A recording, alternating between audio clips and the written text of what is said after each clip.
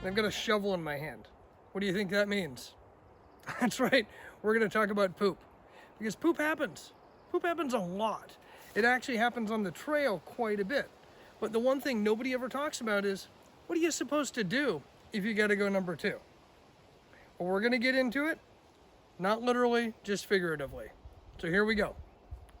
Okay, so step number 1, there's some basics that we need to remember, some basic rules of thumb. You're going to want to make sure you're always at least 200 feet away from any form of a water source. So 200 feet away from a water source, preferably downhill from the water source. Sometimes you don't have that option. Step number 2, you're going to want to make sure you're a minimum of 75 feet away from the trail. There's a couple of reasons we do that. One, obviously you want privacy, but it's also about just some basic common courtesy. Nobody needs to see what's happening while you're out there in your moment.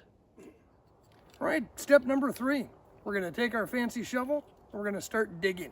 You want to dig a minimum of 6 inches deep, 12 inches preferably, but sometimes because of the amount of rock in the ground, 6 inches is all you're going to get. Basic rule of thumb, however long your shovel is, that's how deep you should go.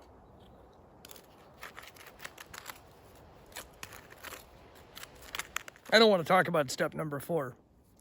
You know what you got to do for that one. Step number 4 is pretty universal.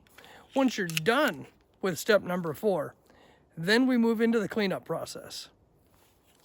Okay, step 5, that's the cleanup process. We're going to make sure we fill in the hole completely. Bring in all the extra dirt, put it right on top of the hole, then you're going to firmly pack it down, just so that there's no evidence of what just happened. What some folks like to do as a courtesy is they'll actually take 2 sticks, lay it across the top of their hole in an X pattern. Believe it or not, you might not be the only person who chose that spot. You don't want to dig in the same hole somebody else dug in. That's not good. Well, I should mention that every location is different. Some states might have different regulations. Some national forests might have different policies. There's actually more and more places that aren't allowing you to dig a hole anymore. And yet it's actually a pack it in, pack it out process.